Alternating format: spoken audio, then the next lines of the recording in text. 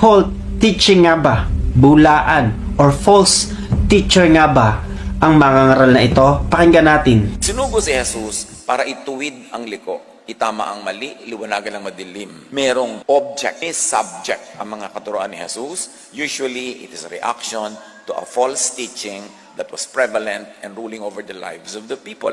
Kaya pag sinabi niyang, I am the light, may the pa, the light. Ibig sabihin, meron diyang hindi light. Akala niyo lang light siya. Amos 5:18. Okay, tinuturo niya doon ng Panginoong Hesus, kaya siya nagkatawang tao kasi nga nadidiliman ng tao pagdating po sa pagkakaroon ng relasyon sa Panginoon. Ito naman yun, Jesus is the light. Habag-habag kayo na naghihintay sa pagdating ng araw ni Yahweh. About po yan sa pagdating ni Yahweh. Kasi kung papanoorin niyo yung buong video po niya at saka yung pagtuturo niya na ngayon, Yahweh is darkness, Jesus is light. Magkaiba, hindi galing si Jesus kay Yahweh. Pakinggan pa natin. At ang araw ni Yahweh, don't mistake it for araw ni Jesus. Magkaiba yun. Kahabag-habag kayo na naghihintay sa pagdating ng araw ni Yahweh. Yun ang magiging araw ng kadiliman, hindi ng kaliwanagan. So as you can see here, kitang-kita agad yung contrast. Jesus comes as light, and Amos tells us that ang araw ni Yahweh is a darkness, kadiliman, hindi kaliwanagan.